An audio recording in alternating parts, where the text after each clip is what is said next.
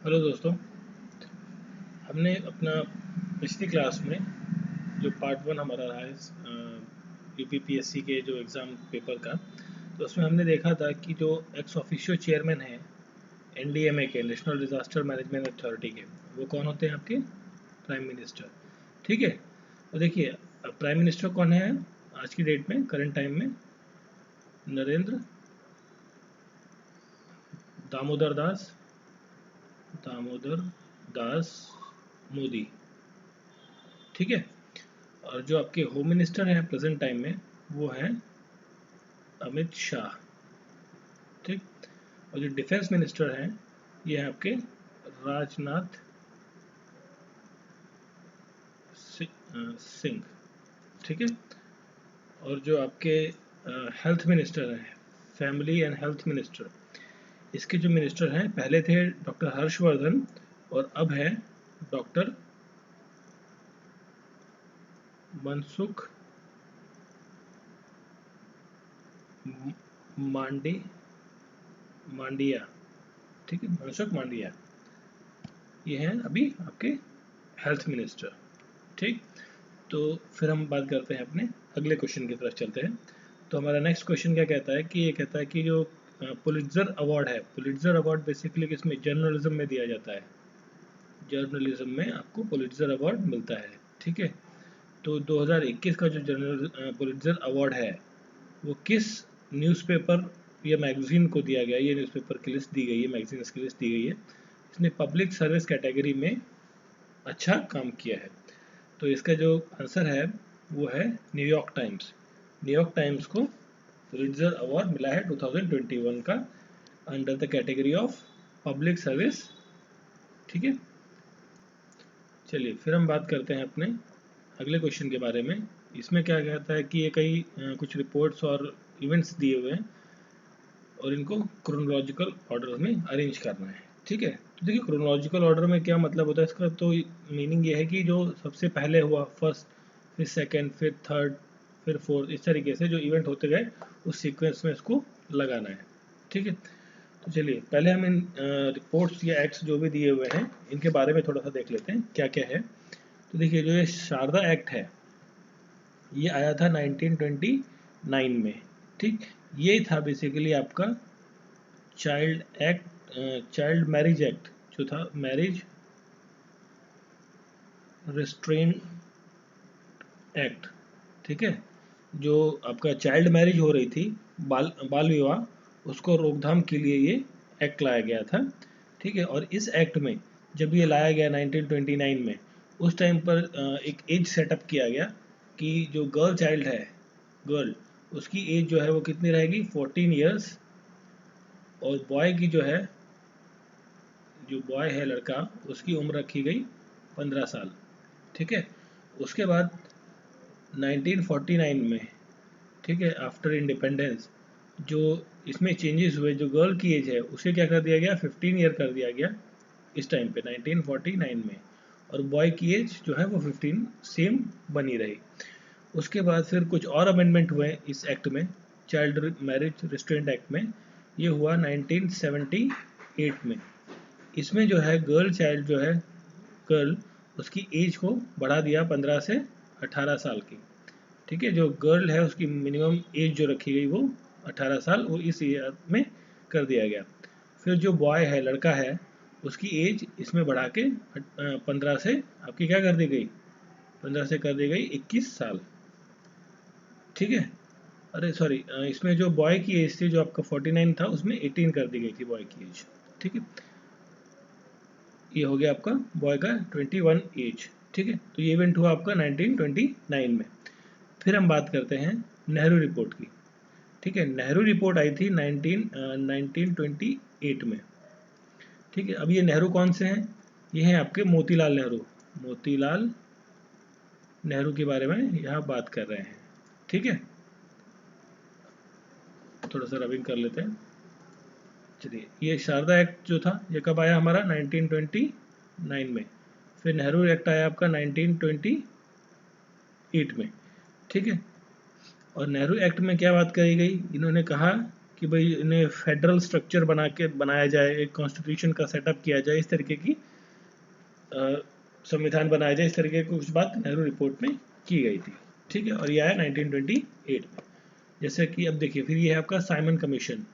Simon commission कब आया? ये आया 1927 में। ठीक है, इसकी स्थापना हुई और ये सब आया आपका। साइमन कमीशन क्या था? भारत आया था कुछ चीज़ों की जांच करने के लिए। ठीक है, और फिर आपकी ये है दांडी मार्च, काफ़ी इंपॉर्टेंट है। दांडी मार्च कब हुई थी? 1930 में। इसकी डेट काफ़ी इंपॉर्टेंट है, कई बार एग्जाम्स में आती है, दूसरे एग्जाम्स में भी देखने को मिली है। 12 मार्च से लेके 6 अप्रैल, ठीक है, 1930 को दांडी मार्च हुआ था। दांडी मार्च को और क्या कहते हैं? सॉल्ट सत्याग्रह, सत्याग्रह भी कहा जाता है। ठीक है, और किसके द्वारा किया गया था? इनिशिएट महात्मा गांधी के द्वारा। ठीक है, तो अब हमें क्या है, सारे साल मिल गए। ठीक है, सारे ईयर्स हमें मिल गए यहाँ पर।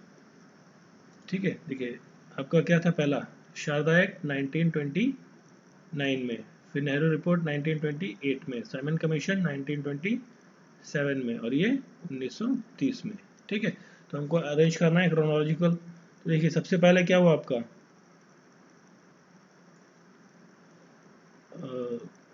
जस्ट मिनट, देखिए इसमें क्या है, जो सबसे पहले क्या हुआ आपका, ये हुआ थर्ड वाला, फिर उसके बाद 28 2, फिर आया 29 1, फिर लास्ट में क्या है आपका 4। तो ये देखिए ऑप्शन कहाँ बन रहा है? 3 2 1 4। तो आपका करेक्ट आंसर कौन सा हो गया? ए। क्लियर? चलिए फिर हम बात करते हैं अपने अगले क्वेश्चन के बारे में। तो अगला क्वेश्चन क्या है ये आपका, देखिए, in which of the following cities countries first Indian institute of skill was established. जो स्किल इंडिया स्कीम चली थी, जिसमें युवाओं को डिफरेंट डिफरेंट फील्ड्स में कुछ ट्रेनिंग दी जाती थी, ताकि वो अपनी रोजगार के अवसर खोज सकें और उनको काम करने में आगे आसानी रहे। तो ऐसा इंस्टीट्यूट जो है वो भारत में सबसे पहला कहाँ स्थापित हुआ? तो इसका आंसर है, ये हुआ था कानपुर में, और ये इस्टेब्लिश हुआ 20th दिसंबर 2016 को। ठीक है, तो ये थोड़ा सा ईयर आपको ध्यान रखना, डेट इतनी ज़्यादा इंपॉर्टेंट नहीं है, बट ईयर काफ़ी इंपॉर्टेंट है कि 2016 में कानपुर में ये पहला इंस्टीट्यूट इस्टेब्लिश हुआ। चलिए फिर हम देखते हैं अपने अगले क्वेश्चन को, कि इसमें क्या दिया हुआ है, कुछ लोकल विंड्स के नाम दिए हुए हैं, है ना, ये कुछ हवाओं के नाम हैं। ठीक है, और यहाँ पे है उन जगहों का नाम जहाँ पर ये बह रही हैं। ठीक है, तो आपको ये फाइंड आउट करना है कि इसमें कौन सा जो करेक्ट मैच नहीं है। ठीक है, तो देखिए ये पहला नाम है लेवेश। ठीक है, लेवेश जो है ये बहती है आपकी मेडिटेरियन सी के पास। मेडिटेरियन सी जो है आपका वहाँ पर बहती है, और मेडिटेरियन सी से लगा हुआ जो आपका इलाका है वो पड़ता है आपका स्पेन। तो पहला जो ऑप्शन है वो आपका सही है। ठीक है, फिर आता है ब्रैकफील्ड। ये जो एयर नाम की एयर है, हवा जो है, विंड जो है, ये ब्लो करती है आपकी साउथ ऑस्ट्रेलिया में, साउथ ऑस्ट्रेलियन रीजन में। ठीक है, तो इसका आंसर भी सही है, क्योंकि ऑस्ट्रेलिया इन्होंने ऑप्शन में दिया हुआ है। फिर है ब्रैक रोलर। अब देखिए ब्रैक रोलर के साथ ये नॉर्थ अमेरिका थोड़ा कंफ्यूजिंग लग रहा है। चलिए फिर हम आगे देखते हैं, इसको भी स्किप करते हैं। फिर है आपका समहाल। ठीक है, सामल। सामल जो है ये आपकी हवा जो है ये बहती है आपकी गल्फ ऑफ पर्शिया या कुवैत का जो इलाका है, कुवैत का इलाका, वहाँ पर ये बहती है। ठीक है, जो गल्फ कंट्रीज है उस एरिया में ये बहती है। तो वहाँ पर एक कंट्री है आपकी ऑस्ट्रिया। तो ये ऑप्शन भी आपका सही हो जाता है। तो आपका गलत कौन सा हो गया? ये वाला थर्ड ऑप्शन। तो राइट आंसर क्या हो गया इस क्वेश्चन का? थर्ड ऑप्शन, ब्रैक रोल नॉर्थ अमेरिका में नहीं बहती। ठीक है, चलिए फिर हम देखते हैं अपना अगला क्वेश्चन, राइबोफ्लेविन। ठीक है, राइबोफ्लेविन क्या है? एक विटामिन है, इसको क्या कहते हैं? विटामिन B2 भी कहा जाता है इसे। ठीक है, तो इसकी हमने देखा था, हमने क्वेश्चन में देखा था कि जो नॉर्मल विजन है उसके लिए काफ़ी एसेंशियल आइटम है, विटामिन है आपका। ठीक है, तो देखिए इसकी कमी से कौन सा डिजीज़ होता है, बेसिकली ये क्वेश्चन है। ठीक है, तो इसका जो आप डायरेक्टली आंसर देख लीजिए वो है इसका बेरी डिजीज जो होता है वो राइबोफ्लेविन की डेफिशिएंसी या विटामिन B2 की डेफिशिएंसी की वजह से होता है। ठीक है, चलिए फिर हम देखते हैं अपना अगला क्वेश्चन। देखिए ये क्या है आपका, टोक्यो ओलंपिक्स हुए थे अभी, है ना, कुछ टाइम पहले, तो उससे रिलेटेड क्वेश्चन आया है और ये करंट अफेयर का पार्ट है ना। तो देखिए इसमें क्या था, आपके जो PV सिंधु हैं इन्हें क्या मिला था, ब्रॉन्ज मेडल मिला था, बिल्कुल सही जवाब, मैच है। ठीक है, फिर नीरज चोपड़ा, इनको क्या मिला, गोल्ड मेडल, ये हमारा सिंगल गोल्ड मेडल हमें मिला। और जो सबसे पहला सिल्वर मेडल मिला वो मीराबाई चानू को मिला था, तो ये भी ऑप्शन सही है। जो बजरंग पुनिया है इन्हें मेडल तो मिला है बट सिल्वर नहीं है, वो है आपका ब्रॉन्ज, ब्रॉन्ज मेडल मिला है बजरंग पुनिया को। ठीक है, सिल्वर नहीं मिला है, तो आपका जो गलत ऑप्शन है वो है आपका बजरंग पुनिया। ठीक है, अब ये देखिए ये एक आपका सेंसेक्स जो है आपका, सेंसेक्स जो होता है वो क्या है, बॉम्बे स्टॉक एक्सचेंज का एक पॉपुलर इंडेक्स है। ठीक है, और इसमें पूछा गया है कि कितनी, how many blue chips companies listed हैं PSC के अंदर, बॉम्बे स्टॉक एक्सचेंज के अंदर। तो इसका आंसर आप डायरेक्टली देख लीजिए, इसका जो राइट आंसर है वो है 30 blue chips companies, 30 blue chips companies जो है वो लिस्टेड हैं BSC के अंदर। ठीक है, फिर देखते हैं हम अपने इस क्वेश्चन के बारे में। देखिए यहाँ पर क्या पूछा है, रिंगलमैन। ठीक है, रिंगलमैन स्केल कहाँ यूज़ किया जाता है। ठीक है, तो देखिए रिंगलमैन जो है वो स्मोक डिटेक्ट करने के लिए, जो धुआं फैला हुआ है एनवायरनमेंट में, कितनी क्वांटिटी में फैला है ना, तो ये सब डिटेक्ट करने के लिए क्या यूज़ किया जाता है, रिंगलमैन स्केल।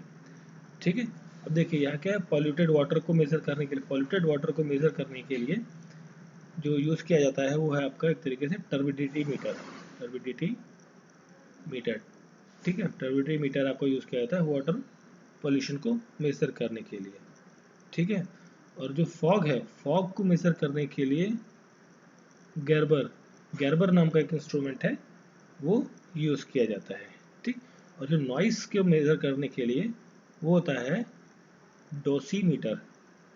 ठीक है, और इसका यूनिट क्या होता है, डेसिबल, DB लिखते हैं ना, तो वहीं से मिला है डोसीमीटर। ठीक है, तो ये डिफरेंट इंस्ट्रूमेंट्स हो गए इन चीज़ों को मेजर करने के लिए। चलिए फिर हम बात करते हैं, एक आप स्टैटिक क्वेश्चन हो गया एक तरीके से, ये थीम बतानी है आपको वर्ल्ड यूथ स्किल डे की। ठीक है, और ये कब मनाया गया 2021 में, 15 जुलाई को, 15 जुलाई को ये मनाया गया वर्ल्ड यूथ स्किल डे। और इसका जो थीम था वो था री imaging youth skill post pandemic. ठीक है, तो ये आपको डायरेक्टली ध्यान रखना है कि इसका जो थीम था वो आपका ये था, और राइट आंसर इसका है ऑप्शन नंबर D। ठीक है, चलिए फिर हम बात करते हैं अपने अगले क्वेश्चन के बारे में। ये क्वेश्चन क्या कह रहा है कि ये क्वेश्चन कहता है कि जो भारत है आपका, ठीक है, जैसे ये आपका भारत है, ये आपका नॉर्थ वेस्ट का इलाका है ना, ये इस तरीके से। तो ये क्वेश्चन में ये पूछता है कि जो नॉर्थ वेस्ट है आपका, ये नॉर्थ वेस्ट है आपका जोन भारत का, है ना, तो इस जोन में विंटर के टाइम पे, जो आपका अभी टाइम चल रहा है सर्दियों में, सर्दियों का टाइम कब आता है, दिसंबर से फरवरी तक, है ना, इस टाइम पर बारिश कौन करता है, किसकी वजह से होती है। ठीक है, देखिए साउथ वेस्ट मानसून जो है वो कहाँ है आपका, यहाँ देखिए भारत ऐसा है ना इस तरीके से, तो साउथ वेस्ट मानसून तो यहाँ पर आया है, ये तो स्टार्टिंग है, जब आपका मानसून जून और जुलाई के आसपास में आता है, तो वो इस टाइम यहाँ से आता है साउथ वेस्ट मानसून से। साइक्लोनिक जो डिस्टर्बेंस है वो कहाँ होती है आपकी, बे ऑफ बंगाल की खाड़ी में, और यहाँ पे अरेबियन सी में समटाइम्स देखने को मिलती है। ठीक है, तो ये दो ऑप्शंस तो आपके नहीं होंगे। अब देखिए कन्फ्यूजन होती है रीट्रेटिंग में और ये वेस्टर्न डिस्टर्बेंस में। तो देखिए रीट्रेटिंग मानसून जो होता है ये बेसिकली होता है आपका अक्टूबर या नवंबर के बीच में। ठीक है, तो जो अक्टूबर नवंबर जो अभी का टाइम चल रहा है, इस बीच में जो बारिश हो रही है वो रीट्रेटिंग मानसून की वजह से हो रही है। ठीक है, बट यहाँ पर बात की है इसने विंटर के बारे में, अभी हमारा क्या है, ऑटम चल रहा है, ये विंटर नहीं है अभी आपका। ठीक है, डोंट बी कंफ्यूज कि आप विंटर में हैं इस टाइम पे, ये ऑटम ब्रेक चल रहा है। जनरल स्कूल्स में आपने देखा होगा कि ऑटम ब्रेक होती है ना, एक हफ्ते की या 10 दिन की ऐसी छुट्टियाँ मिलती हैं स्कूल्स में, तो ये ऑटम ब्रेक है, ऑटम का टाइम है ये। ठीक है, तो इसका जो करेक्ट आंसर है वो ऑप्शन नंबर सी है, वेस्टर्न डिस्टर्बेंस की वजह से। जो यहाँ पर जो डिस्टर्बेंस होगी वेस्ट में, उसकी वजह से सर्दियों में बारिश होती है। क्लियर? इसका जो करेक्ट आंसर है वो आपका ऑप्शन नंबर सी है। ठीक है, चलिए फिर हम बात करते हैं अपने अगले क्वेश्चन के बारे में। तो जो नेक्स्ट क्वेश्चन है हमारा वो ये पूछ रहा है, कह रहा है कि इनमें से कौन सा जो बिल है वो विच one of the following bill can not be first introduce in the Rajya Sabha. मतलब राज्यसभा में सबसे पहले वो नहीं डाला जा सकता, उसको लोकसभा में ही जाना पड़ेगा, फिर वो बाद में राज्यसभा जाएगा। ठीक है, नॉट है ना। देखिए आजकल क्वेश्चंस में नॉट बहुत यूज़ किया जाता है। तो देखिए ऑर्डिनरी बिल आप राज्यसभा लोकसभा कहीं भी डाल सकते हैं। कॉन्स्टिट्यूशनल अमेंडमेंट बिल ये भी आप कहीं भी डाल सकते हैं, लोकसभा में या राज्यसभा में। ठीक है, देखिए लोकसभा को क्या कहते हैं, लोअर हाउस, और राज्यसभा को अपर हाउस कहा जाता है। ठीक है, ये अनदर नेम है दोनों का। स्टेट रीऑर्गेनाइजेशन मतलब जो हमने बात की थी ना आर्टिकल 1 to 5 के बीच में, 4 के बीच में है ना, रीऑर्गेनाइज करना है उनको, बाउंड्री चेंज करनी है, नाम बदलना है, डिवीजन करना है, ये सब चीज़ें इसमें आ रही हैं। ये भी आप किसी भी सदन में इनिशिएट कर सकते। अब देखिए यहाँ पर जो मनी बिल है, ठीक है, तो मनी बिल जो है वो सबसे पहली बात तो इम्पोर्टेंट है कि ये प्रेसिडेंट की अनुमति के साथ आता है। प्रेसिडेंट पहले उसको अप्रूव करते हैं इस बिल को, फिर ये लोकसभा में इंट्रोड्यूस किया जाता है, ना कि राज्यसभा में। ठीक है, ये एक लौता बिल है जो आपका राज्यसभा नहीं जाता इन ऑप्शंस में से। ठीक है, तो करेक्ट आंसर क्या है आपका, ऑप्शन डी। चलिए फिर हम बात करते हैं। देखिए एक क्वेश्चन है आपका बोटुलिज्म। ठीक है, बोटुलिज्म ये क्या है, एक तरीके की बीमारी है। ठीक है, और ये होती है बेसिकली आपकी वाटर बॉर्न डिजीज है। ठीक है, जैसे आपने देखा होगा दांत खाज खुजली है ना, जो दाद होता है, इस तरीके के जो बीमारी फैल जाती है पानी की वजह से फैलती है। ये बेसिकली आपका जो कोस्टल एरियाज है, मेराइन एरियाज वहाँ देखने को मिलती है। ये आपका यहाँ मिलेगी, या फिर आपका जो आपका डेजर्ट का इलाका है, डेजर्ट के जोन में आपको इस टाइप की डिजीज देखने को मिलती है। वाटर बॉर्न इन्फेक्शियस डिजीज है आपकी ये बोटुलिज्म। ठीक है, फिर आपका नेक्स्ट क्वेश्चन आता है, आंसर नंबर आपका option number C correct answer है। फिर 39 क्वेश्चन जो है वो क्या कहता है, सारस आजीविका मेला। ठीक है, ये जो है 2021 का किस शहर में ऑर्गेनाइज किया गया। देखिए ये जो है आपका ऑर्गेनाइज किया गया था नोएडा में। ठीक है, ग्रेटर नोएडा में बेसिकली, है ना, ग्रेटर नोएडा में। ठीक है, और वहाँ पर एक है नोएडा हार्ट के नाम एक जगह है, नोएडा हार्ट। जैसे आपने दिल्ली हार्ट सुना होगा ना, वैसे ही आपका नोएडा हार्ट है, वहाँ पर हुआ था। और ये हुआ था आपका फरवरी 2021 के टाइम पे। और ये ऑर्गेनाइज किया गया था मिनिस्ट्री ऑफ एग्रीकल्चर के द्वारा। और एग्रीकल्चर मिनिस्टर कौन है, नरेंद्र सिंह तोमर। ठीक है, ये क्या है आपके एग्रीकल्चर मिनिस्टर है। ठीक है, इनका नाम तो आप सभी को पता होगा क्योंकि आजकल न्यूज़ में काफ़ी ज़्यादा रहते हैं आपके फार्म बिल्स के चक्कर में। ठीक है, तो चलिए हम बात करते हैं फिर अपने अगले क्वेश्चन की तरफ। क्वेश्चन ये है कि who was the founder of Asiatic Society of Bengal. Asiatic Society of Bengal के फाउंडर कौन थे। ठीक है, तो इन सभी नामों के बारे में थोड़ा सा देख लेते हैं क्या क्या है इनका। ठीक है, जो ये आपके जोनाथन डकन है ना, डनकन, ये जो है ये थे गवर्नर ऑफ बंगाल नहीं, बॉम्बे, हाँ बॉम्बे प्रेसिडेंसी, जो बॉम्बे प्रेसिडेंसी थी उसके क्या थे, ये गवर्नर थे। ठीक है, और जो आपके विलियम जोन्स, जो सर विलियम जोन्स हैं, ये कौन है आपके, यही हैं आपके एशियाटिक सोसाइटी के फाउंडर, एशियाटिक सोसाइटी के फाउंडर। और इन्होंने ये स्थापना की थी 15 जनवरी 1784 में। ठीक है, तो जो करेक्ट आंसर है वो तो आपका मिल गया, option number B, Sir William Jones. तो बाकियों को भी देख लेते हैं क्या क्या है इनका। तो वारेन हास्टिंग क्या है, ये क्या है आपके गवर्नर जनरल हैं of India, governor general of India है वारेन हास्टिंग। कब से कब तक थे, 1772 से लेके 1785 के बीच में ये थे। और जो विलियम बेंटिक है, इनके बारे में आप जानते ही होंगे, क्या थे ये, ब्रिटिश सोल्जर थे, ब्रिटिश सैनिक थे। फिर बाद में ये क्या बने, गवर्नर जनरल ऑफ इंडिया बने। और इनका जो टाइम पीरियड था वो 1828 से लेके 1835 के बीच में ये गवर्नर जनरल ऑफ इंडिया रहे। ठीक है, चलिए फिर हम देखते हैं अपना अगला क्वेश्चन। इस क्वेश्चन में क्या असर्शन रीजन टाइप का क्वेश्चन है। पहला असर्शन क्या कहता है कि the various component of ecosystem are not interdependent.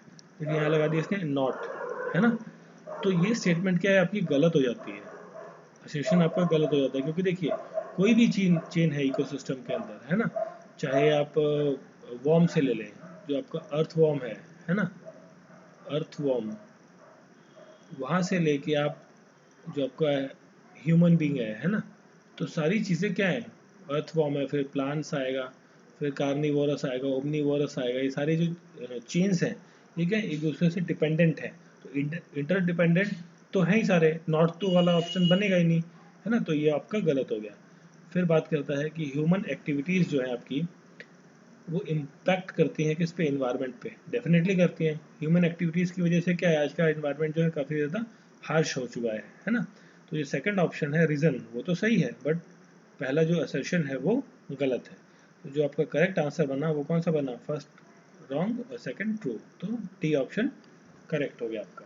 ठीक है, चलिए फिर हम देखते हैं इसके बारे में। ये क्वेश्चन है, इसमें भी आपको क्रोनोलॉजिकल ऑर्डर में अरेंज करना है। तो देखिए इसमें देखिए पहला दिया हुआ है गोलकनाथ केस। ठीक, तो जो गोलकनाथ केस है ये हुआ था आपका 1967 में। और ये सारे जितने भी केसेस हैं ये मोस्टली किससे रिलेटेड है, फंडामेंटल राइट्स से।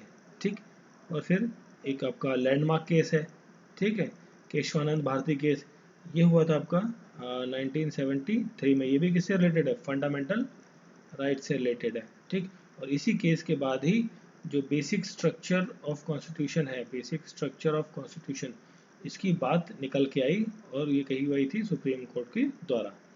ठीक है, फिर आपका आता है 24th कॉन्स्टिट्यूशनल अमेंडमेंट एक्ट। ठीक है, ये जो 24वां अमेंडमेंट हुआ ये हुआ था 1971 में। ये भी रिलेटेड है आपका फंडामेंटल राइट्स से, ये सारे फंडामेंटल राइट्स से रिलेटेड है। फिर आपका 42वां अमेंडमेंट एक्ट है, कॉन्स्टिट्यूशनल अमेंडमेंट एक्ट, ये हुआ आपका 1978 में, है ना, सॉरी 76 में, 78 में 44 वाला हुआ था, 70 ये हुआ 1976 में। ठीक है, और इसको इस वाले एक्ट को क्या कहा जाता है, mini constitution of India, mini constitution of India. ठीक है, क्योंकि इस एक्ट में जो आपका अमेंडमेंट हुआ, इसमें इस वाले अमेंडमेंट में 42वें अमेंडमेंट में कई सारी चीज़ें बदली गई, इसलिए इसे मिनी कॉन्स्टिट्यूशन भी कहा जाता है। तो चलिए अब हमको मिल गए सारे ईयर्स, तो हम देखते हैं सबसे पहला कौन हुआ। सबसे पहले हुआ आपका गोलकनाथ केस, है ना, तो 1। फिर आपका हुआ 71 मतलब थर्ड ऑप्शन। फिर हुआ 73 वाला केशवानंद भारती। फिर आपका लास्ट में आता है 42nd अमेंडमेंट जो है 76 में, तो फोर्थ ऑप्शन। तो देखिए करेक्ट आंसर आपका क्या बनता है, 1 3 2 4। तो जो ऑप्शन ए है वो क्या है आपका करेक्ट आंसर बनता है। ठीक है, क्लियर। चलिए फिर हम मूव करते हैं, हाँ जी, चलिए फिर हम मूव करते हैं अपने अगले क्वेश्चन की तरफ। ये बात करता है सुकोट्रा आइलैंड के बारे में। ठीक है, सुकोट्रा आइलैंड जो है उससे रिलेटेड बात कर रहा है।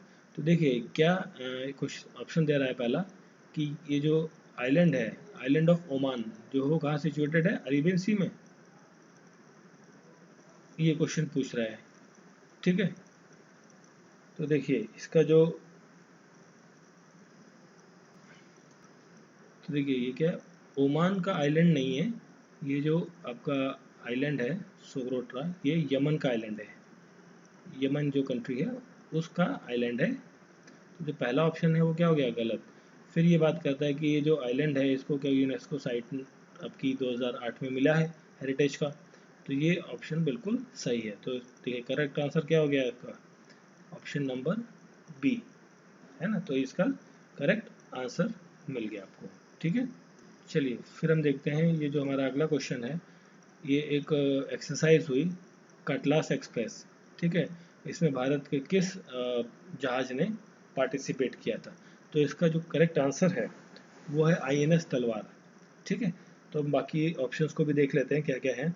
INS विक्रांत जो है आपका वो क्या है, एयरक्राफ्ट कैरियर है, एयरक्राफ्ट कैरियर है, ठीक है। और इसे बनाया था कोचिन शिपिंग कॉरपोरेशन लिमिटेड ने, शिपिंग कॉरपोरेशन लिमिटेड ने, ठीक है। और ये INS मगर जो है, ये मगर सीरीज का एक मगर एक वो है, सीरीज है शिप्स की, ठीक है। उस शिप्स का एम्फीबियन वेयर वो है आपका वॉरफेयर वेसल है ये, ठीक है। ये वेसल है बेसिकली वॉरफेयर वेसल्स, ठीक है।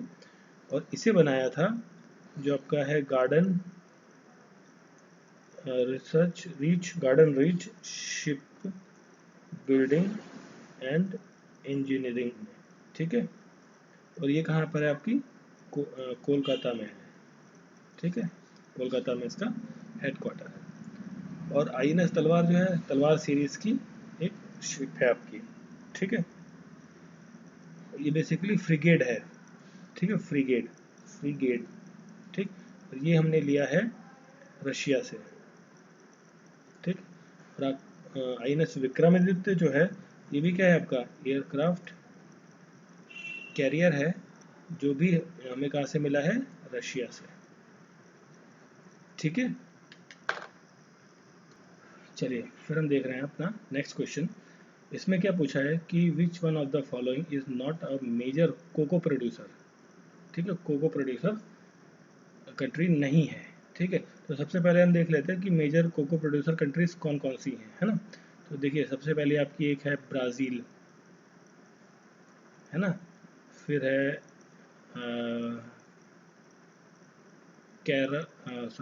कैमरून, ठीक है।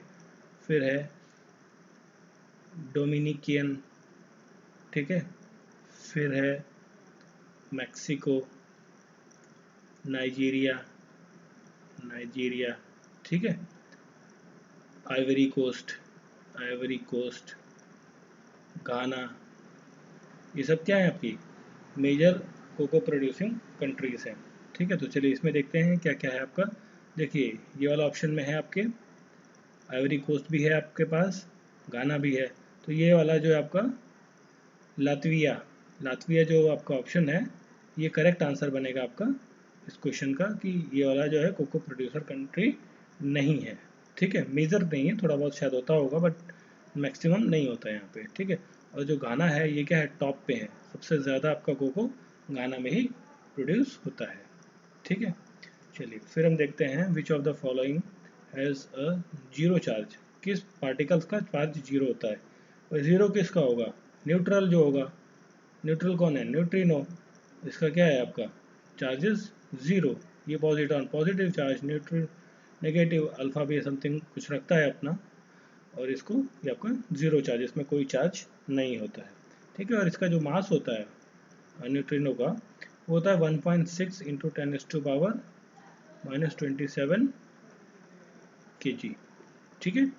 चलिए फिर हम बात करते हैं नेक्स्ट क्वेश्चन में। क्वेश्चन कहता है कि जो पेंडेमिक टाइम था आपका, सेकेंड वेव आई जो आपकी, उस टाइम पर किस इंस्टीट्यूट ने, IIT या IISc ने ये डिस्कवर किया, फाइंड किया कि आप जो नाइट्रोजन जनरेटर है आपके, उसको आप ऑक्सीजन जनरेटर की तरह यूज़ कर सकते हैं। जो आपका प्लांट, ये जो इक्विपमेंट है नाइट्रोजन जनरेट कर रहा है, उससे आप ऑक्सीजन भी जनरेट कर रहे सकते हैं, ठीक है। तो ये काम किया था आपके IIT बॉम्बे ने, ठीक है। और IIT बॉम्बे जो है जो फाउंड हुआ, स्थापना रखी गई थी, वो थी 1958 में, ठीक है। और ये कहाँ पड़ता है आपका, मुंबई में, वहाँ पे एक पवई नाम की जगह है, वहाँ पर ये इंस्टीट्यूट इस्टेब्लिश है, ठीक है। अभी देखिए यहाँ पर क्या एक ऑप्शन दिया हुआ है IIT मद्रास। तो IIT मद्रास जो है 1959 में इस्टेब्लिश हुआ था, और ये कहाँ है आपका, चेन्नई सिटी में, चेन्नई सिटी में, ठीक है। और जो आपका IIT कानपुर है, ये भी 1959 में ही इस्टेब्लिश हुआ था, ठीक है। चलिए चलिए देखिए, यहाँ पर जो आपका अगला क्वेश्चन है, ये पूछ रहा है कि जो एक्सेलरेशन स्टेज कौन सी होती है अर्बनाइजेशन कर्व में। देखिए, अर्बनाइजेशन कर्व हम पहले देख लेते हैं क्या होता है। देखिए, ये एक आपका कर्व है, इस तरीके से मूव करता है ये, ठीक है। ये एस शेप बनाता है, इसको दोबारा से बनाते हैं। तो देखिए, ये जो है आपका, ये थोड़ा सा, ये एस शेप, थोड़ा सा एस, ऐसा एस की तरह थोड़ा सा बनता है, ठीक है। तो जो आपका एक्सेलरेशन स्टेज है, ठीक है, वो आपका कहाँ आता है, ये वाला मिड वाला पार्ट, ठीक है, जिसे आप सेकंड स्टेज भी कह सकते हैं, ठीक। इसमें क्या है, एक्सेलरेट हो रहा है, क्योंकि देखिए जो आपका ग्रोथ हो रही है वो क्या पीक पर जा रही है, सटीक जा रही है। यहाँ पर क्या है, स्लो है, और फिर यहाँ पे आके भी थोड़ा सा स्लो है। तो जो सेकंड स्टेज है, इसमें आपका एक्सेलरेशन स्टेज बनता है अर्बनाइजेशन कर्व में, ठीक है। तो करेक्ट आंसर क्या हो गया आपका, ऑप्शन नंबर बी। फिर हम बात करते हैं नेक्स्ट क्वेश्चन की। तो नेक्स्ट क्वेश्चन क्या कहता है कि which one of the following word is not mentioned in the preamble, ठीक है। तो हमने प्रीएम्बल का क्लास किया था, तो उसमें देखा था हमारे पास जो वर्ड्स थे वो क्या थे, सोवर्निटी था, सेकुलर था, इंटीग्रिटी था, है ना। उसमें क्या है, कहीं भी फेडरल टर्म यूज नहीं किया गया है। तो इसमें कौन सा करेक्ट आंसर होगा आपका, ऑप्शन नंबर डी, जिसमें फेडरल वर्ड यूज नहीं किया गया है प्रीएम्बल में, ठीक है। चलिए, फिर हम बात करते हैं नेक्स्ट क्वेश्चन में। नेक्स्ट क्वेश्चन क्या है, इसमें से कौन सा व्यक्ति जो है INC का प्रेसिडेंट नहीं रहा। INC मतलब इंडियन नेशनल कांग्रेस, हम बात कर रहे हैं यहाँ पे बिफोर इंडिपेंडेंस में, है ना। इंडिपेंडेंस, आज़ादी से पहले जो INC थी, इंडियन नेशनल कांग्रेस, उनमें बात कर रहे हैं कि इसमें से कौन जो है आपका प्रेसिडेंट नहीं थे। तो चलिए हम नीचे से देखते हैं। जो सुभाष चंद्र बोस है, ये 2 बार प्रेसिडेंट बने, ठीक है। तो पहली बार तो थे 1938 में, फिर दोबारा जब चुने गए 1939 में, ये वापस प्रेसिडेंट चुने गए, ठीक है। और कुछ कारणों की वजह से, कारण ये थे कि भाई जो एक व्यक्ति खड़े हुए थे इनके अगेंस्ट में, वो थे पत्ताभी सीतारमैया, ठीक है।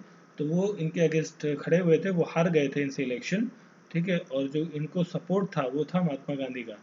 गांधी जी जो है पत्ताभी सीतारमैया को क्या करते थे, सपोर्ट करते थे कि ये जीते, ठीक। तो अब महात्मा गांधी जी से कुछ वाद विवाद हो गया, जिसके कारण से इन्होंने अपना प्रेसिडेंशियल पद से इस्तीफा दे दिया था, ठीक है। उसके बाद आता है आपके गोपाल कृष्ण गोखले। ये कौन है, ये हैं आपके गांधी जी के पॉलिटिकल गुरु जी हैं ये गांधी जी के, ठीक है। और ये भी INC के प्रेसिडेंट थे 1905 में, ठीक। फिर आपके बात करते हैं हम लाला लाजपत राय, है ना।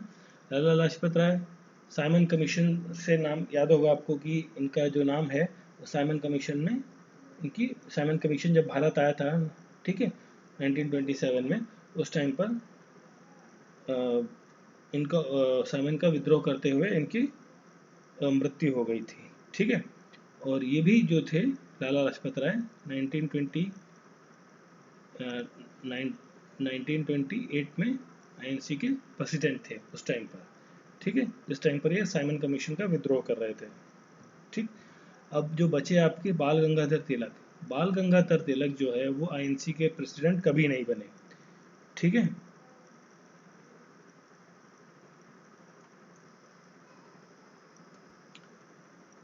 ठीक है, और देखिए ये जो आपके लाला लाजपत राय थे, ये INC के प्रेसिडेंट 28 नहीं 29 में बने थे, ठीक है।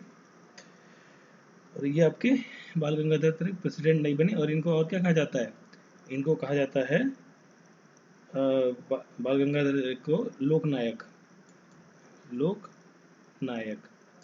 ठीक है, के नाम से भी जाना जाता है। तो करेक्ट आंसर क्या हो गया इस क्वेश्चन का, ऑप्शन नंबर बी। देखिए, इसमें एक और क्वेश्चन है आपका, जो अगला क्वेश्चन है वो ये कहता है कि इनमें से कौन सा मॉस्किटो के काटने से डिजीज़ नहीं होती है। देखिए डेंगू क्या है, आपके मच्छर के काटने से होता है। मलेरिया ये भी मच्छर के काटने से होता है, ठीक। और जो फिलैरिस है, ठीक है, फिलैरिस जो है आपका एक तरीके का चिकनगुनिया का जो बुखार होता है, ठीक है, ये भी समहाउ मॉस्किटो से रिलेटेड है। तो देखिए यहाँ पे जो ऑप्शन सी है, स्लीपिंग सिकनेस, ठीक, ये किसी मच्छर की वजह से नहीं होता है। नींद ना आने की जो बीमारी है वो किसी मच्छर के काटने से नहीं होती। तो एक जनरल क्वेश्चन है, इसके लिए आपको कोई स्पेसिफिक नॉलेज की ज़रूरत नहीं है, जनरली आप इसे अटेम्प्ट कर सकते हैं। तो करेक्ट आंसर क्या है इसका, स्लीपिंग सिकनेस, ठीक है, जो मॉस्किटो के काटने से नहीं होता है, ठीक है।